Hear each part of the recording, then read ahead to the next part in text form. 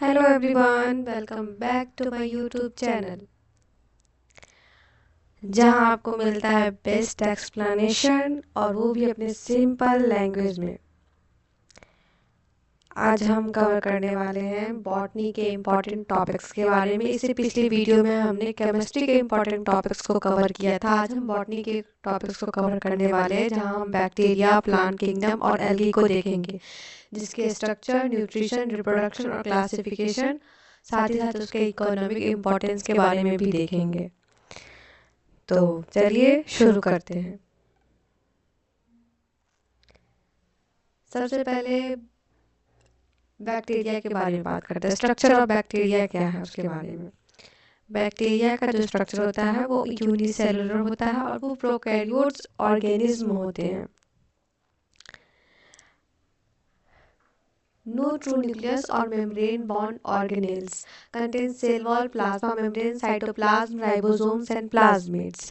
Bacteria एक unicellular organism है, यानी सिर्फ एक ही सेल होता है उनके पास। इनका स्ट्रक्चर सिंपल होता है क्योंकि ये प्रोकैरियोटिक होते हैं, मतलब इनमें न्यूक्लियस नहीं होता है, लेकिन इम्पॉर्टेंट पार्ट्स ज़रूर होते हैं, जैसे कि cell wall, plasma membrane, cytoplasm, ribosomes और कभी कभी फ्लैजेला भी, जो मूवमेंट के लिए यूज होता है, और कैप्सूल भी होता है।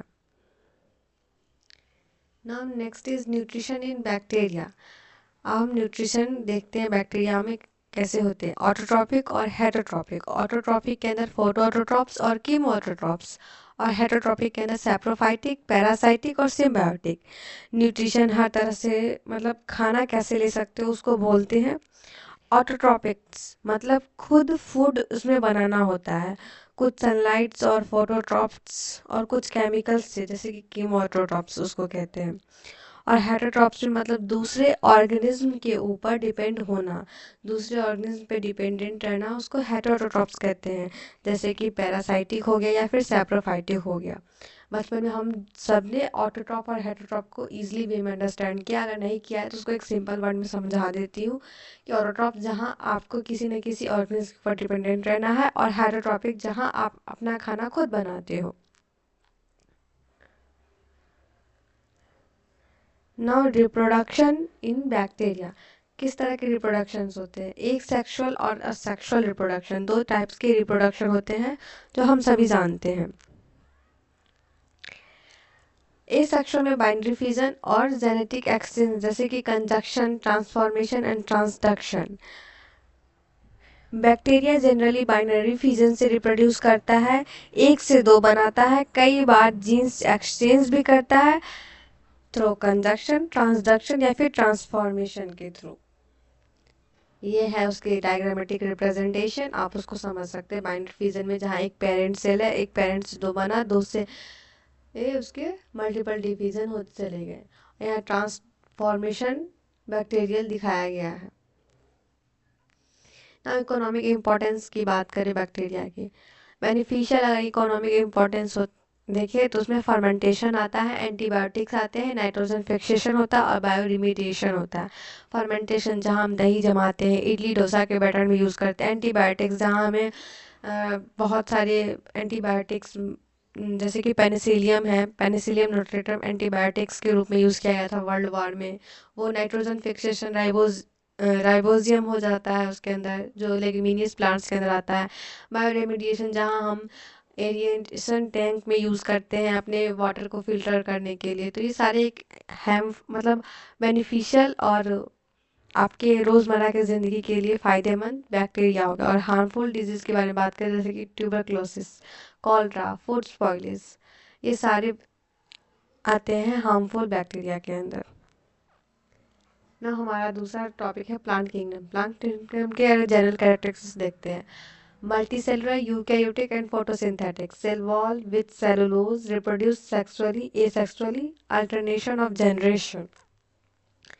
यानी कि प्लांट किंगडम में आते हैं सभी फोटोसिंथेटिक मल्टीसेलुलर ऑर्गेनिज्म, यानी जो खुद फूड बनाते हैं और फोटोसिंथेसिस करते हैं। इनके सेल्स के पास सेल वॉल नहीं होता है, ये मेड ऑफ सेलुलोज, इनके पास सेलुलोज से बनी हुई होती है इनकी सेल वॉल। प्लांट्स में अल्टरनेशन ऑफ जनरेशन भी होता है, ये एक एक बार गैमेटोफाइट और एक बार सैप्रोफाइट स्पोरोफाइट बनता है उसके बेसिस पे। आगे देखते हैं। क्लासिफिकेशन की बात करें तो थैलाफाइटा एल्गी को कहते हैं, ब्रायोफाइटा मॉसेस एंड लिवरवर्ट्स को कहते हैं, टेरिडोफाइटा फॉर्म्स को कहते हैं, जिम्नोस्पर्म कॉनिफॉर्स को कहते हैं, एंजियोस्पर्म फ्लावरिंग प्लांट्स को कहते हैं।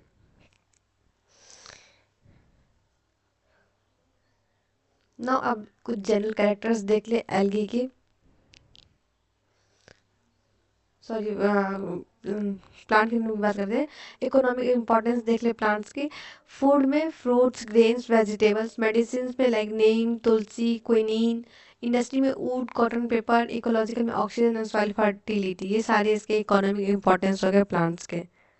नाउ अब एल्गी की बात करते हैं, जनरल कैरेक्टरिस्टिक्स देखते हैं एल्गी की।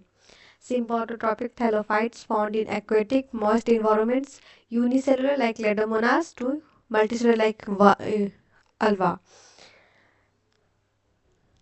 Algae simply mostly aquatic plants होते हैं जिनका बॉडी स्ट्रक्चर थैलस टाइप का होता है। ये तो या तो यूनिसेलुलर होते हैं या फिर मल्टीसेलुलर, जैसे कि क्लेडोमोनास या मल्टीसेलुलर के अंदर vulva Alva.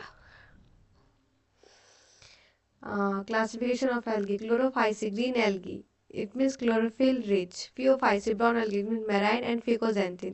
Rhodophyce, red algae, deep sea and phycoerythrine. algae को 3 मेन ग्रुप्स में डिवाइड किया गया है, क्लोरोफाइसी, फियोफाइसी एंड रोडोफाइसी के अंदर। क्लोरोफाइसी ग्रीन एल्गी आता है जिसमें क्लोरोफिल रिच होता है। ब्राउन एल्गी जो मैरीन और फिकोजेंथिन पिगमेंट उनके अंदर रिच होता है। रोडोफाइसी जो डीप सी में और फाइकोजेंथिन पिगमेंट उनके अंदर रिच होता है। ना इकोनॉमिक इम्पोर्टेंस इसका देखें, फूड के रूप में स्पिरुलिना यूज़ किया जाता है, इंडस्ट्री में अगार और कैरागिन यूज़ किया जाता है, इकोलॉजिकल में देखें ऑक्सीजन प्रोडक्शन और aquatic food base. Spirulina highest protein rich होता है, इस वजह से इसको यूज़ किया जाता है। अगार और कैरागिन को जेली फॉर्म करने में यूज़ किया जाता है। और इकोलॉजिकल बेसिस पे ऑक्सीजन तो हमारे शरीर के लिए कितना इंपॉर्टेंट है, तो एल्गी उसमें सपोर्ट करता ही है। एल्गी ऑक्सीजन प्रोडक्ट्स करते हैं और एक्वाटिक फूड चेन को कहीं ना कहीं एक बेसमेंट प्रोवाइड भी करता है। तो फाइनली अगर हम कंक्लूजन पे आते हैं बैक्टीरिया, प्लांट्स एंड एल्गी की। Bacteria, plants and algae play vital role in ecosystem and economies. Understanding their structure, reproduction and classification is essential in biology. तो दोस्तों बैक्टीरिया, प्लांट्स और एल्गी छोटे ज़रूर होते हैं लेकिन उनका रोल बहुत बड़ा है। इनके बिना ना हम फूड सिस्टम चलेगा, मतलब हमारा फूड सिस्टम चलेगा और ना मेडिसिन, ना इन्वायरमेंट सर्वाइव करेगा। अगर आपको ये वीडियो पसंद आई हो तो लाइक करिए, शेयर करिए और चैनल को सब्सक्राइब करना मत भूलिएगा। मिलते हैं नेक्स्ट वीडियो में। Thank you.